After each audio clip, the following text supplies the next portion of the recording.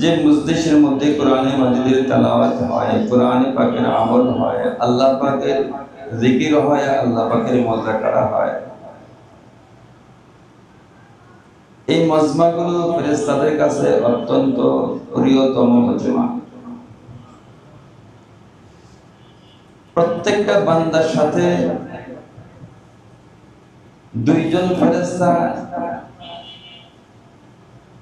নেকি এবং বদি লেখার জন্য আল্লাহ তাআলার পক্ষ থেকে নিয়োজিত, যেটা আমাদের কাছে কিরামান কাতিবিন নামে পরিচিত।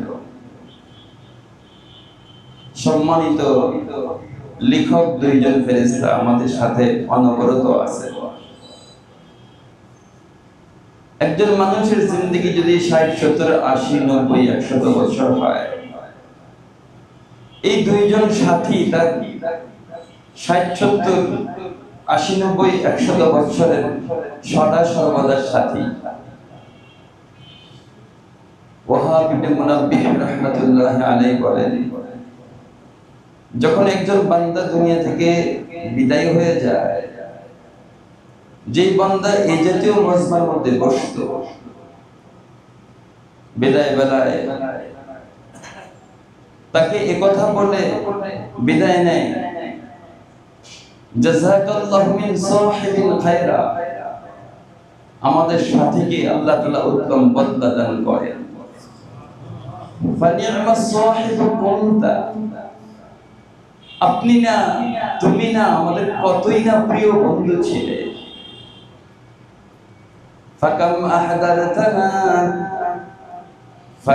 আহদারতানা ফি মাজালিসিল খায়র, তুমি না কত ভালো ভালো মজমার মধ্যে, কোরআনের মজমা, হাদিসের মজমা, দ্বীনি মজমা, এই সমস্ত মজমা মজলিসের মধ্যে আমাদেরকে সাথে নিয়ে তুমি বসতে। وكم سممنا منك الروائح الطيبة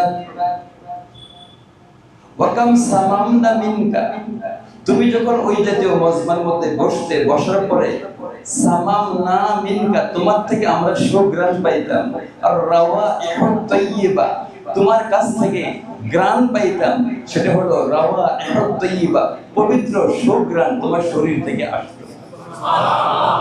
তাহলে ফেরেশতাদের কাছে আমাদের যে মজমাটা, এখান থেকে একটা সুঘ্রাণ বাহির হয়, আর এটা আমাদের মওতের সময় বিদায় বেলায় আমাদেরকে এই কথা বলে বিদায় নেবে যে তুমি আমাদেরকে নিয়ে কত এই জাতীয় মজমার মধ্যে বসতে।